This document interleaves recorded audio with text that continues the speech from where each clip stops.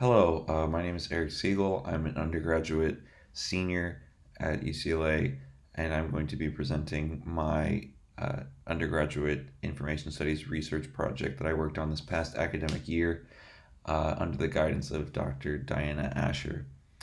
And so, what my project was to collect MLIS alumni data through a survey and to create a data visualization uh, showcasing uh, MLIS alumni's experience before, during, and after their time getting their MLIS degree at UCLA. And I wanted, there are 2 points of focus I wanted to, to showcase through this data visualization. The first one being my interest in how uh, specializations factored into different decisions, whether that was picking a certain internship or moving to a specific location after graduation.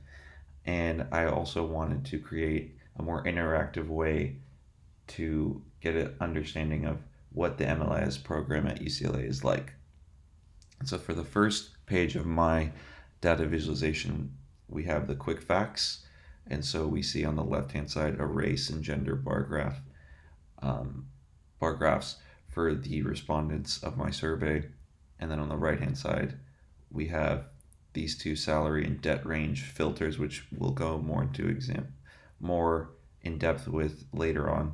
But we have this MLIS grad density plot, and so what this does is the darker the shade is by the year, the more respondents from that year.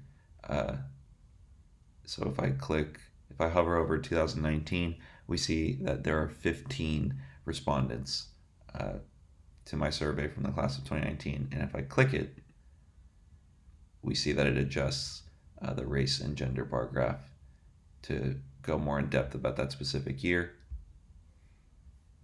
And then likewise with the race and gender bar graphs. So actually for this presentation, I'm going to use my data visualization to further investigate what the racial diversity is like in the MLIS program at UCLA. So I can do that. My first step in doing that on this page is I can click the Caucasian bar graph and I can click exclude. And we see that it adjusts the x-axis to the right scale. So we see that Asian becomes the leading uh, ethnic group in the race bar graph. And so clicking that even further, that specific, this, let's say we take Asian, we have an adjustment of the gender bar graph and of the grad year bar graph. And likewise with the gender. So if I click female, it'll adjust and etc. So the next part of my data visualization is the degree and major uh, section. And so what this bar graph is showing is the different majors that the different degrees and majors that MLIS alumni came in to UCLA with. And so the different colors are the specializations that they ended up picking once they were an MLIS student. So we see through a quick scroll that the most popular major among MLIS alumni is going to be history. And we see the different colored segments of the history bar graph. So we see, for example, one student majored in history in undergrad and picked media archival studies for their specialization. And so to further go along with my example of to show ethnic diversity, I'm going to unclick Caucasian, and we see an updated version of the bar graph. And now the most popular major is still going to be history, but it's tied with art history, and we see the different segments of specializations within that. And we see more filters in this, such as undergrad major, specialization, ethnic group, gender, instead of just salary and debt range like in the quick back section. And so we're moving on to the specialization by state. And so what this map is meant to do is I wanted to see if there was a correlation between specializations that were chosen by MLIS students and how that influenced where they reside. And so if we hover over, oh, it seems to still be a server error I've been dealing with for quite some time. Um, what was supposed to happen was if you hovered over a state, it would give you a breakdown of all the different specializations for MLIS students residing in that state. Um,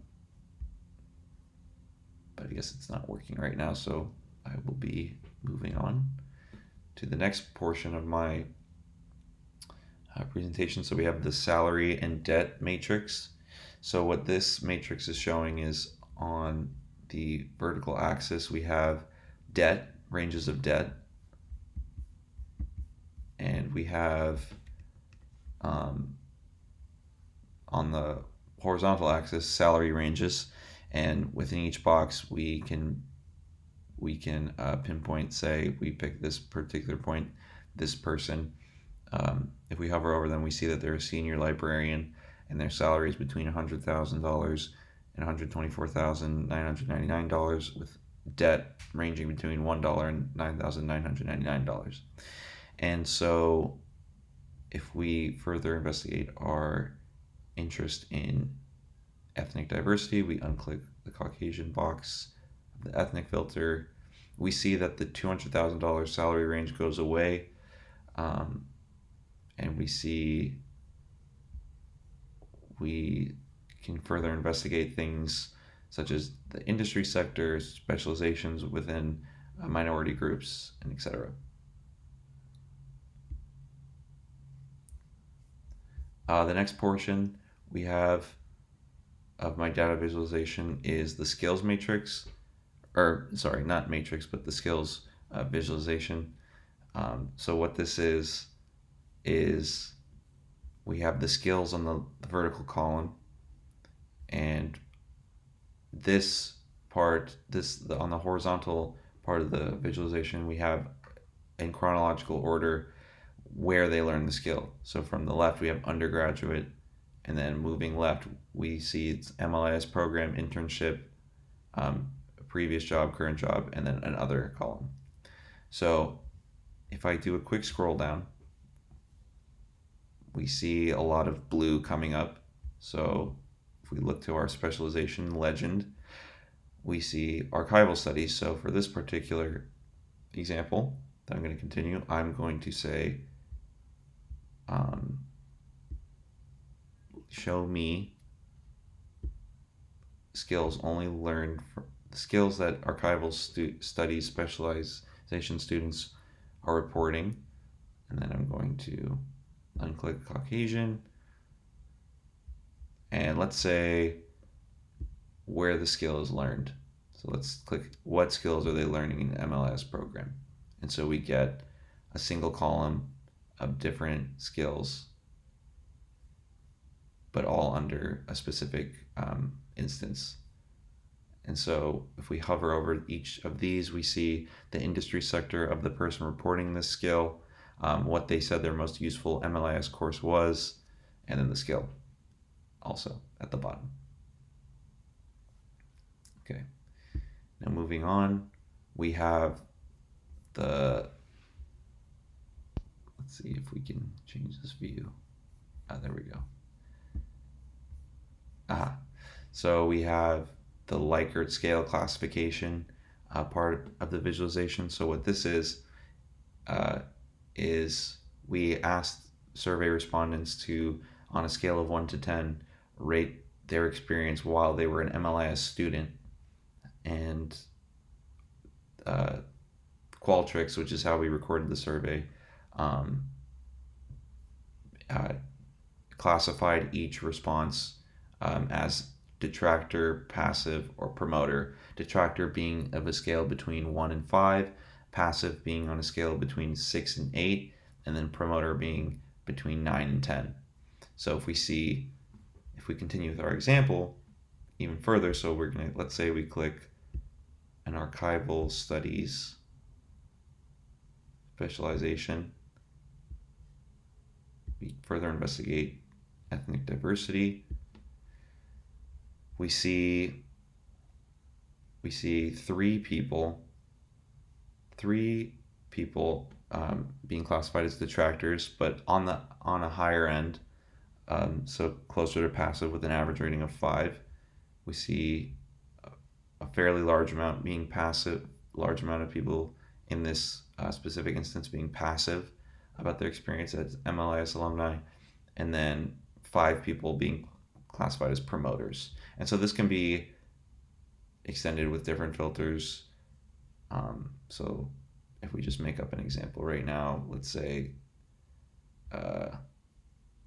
people with no debt. So while we can see that similar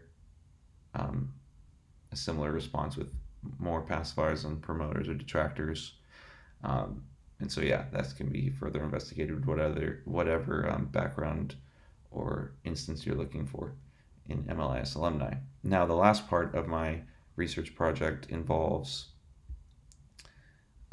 chronological mapping of each respondent. So what that means is the first map, I have 3 maps, and the first map I have here is an undergrad map.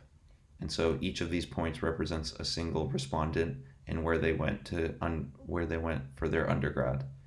And so we see a fairly spread out cluster of points on the US, but we see a large cluster here in Southern California.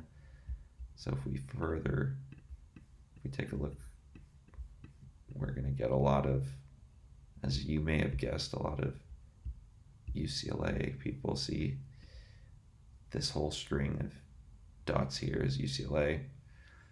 And if we hover over each point, we'll see specific information about this person, such as this person that I'm hovering over, their employer, their ethnic group. See, as you can see, they went to UCLA for their undergrad, majored in political science. And so we also have different filters. So if I wanted to filter out for people who majored in history, we get a smaller selection of points. And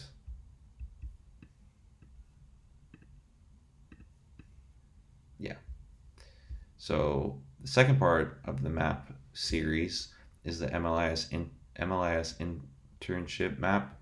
And so what this is a map of internship locations that people reported to us. So as you can tell, a lot of people interned within the California area, especially Southern California. So if we hover over one of these points, we get the internship location, and then all the information that you would have found on the undergrad map. So this person interned at Monrovia Public Library, and then breaks down all the information seen on the undergrad map. And then finally, we have the employer map. And as we can see, some people are employed internationally. And so same idea where you hover over each point. Let's say this person is employed by the Department of the State for this specific country, and breaks down all the other points that were seen in that undergrad and MLIS internship map.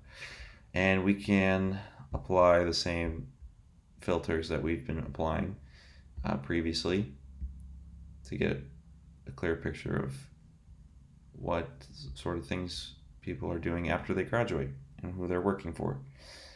And so, yeah, that is my presentation. I want to give a very big thank you to my mentor and Dr. Ascher. She helped me so much with this Tableau visualization. And if you want to check it out, it's in the link of this video on YouTube. And yes, yeah, thank you, everyone.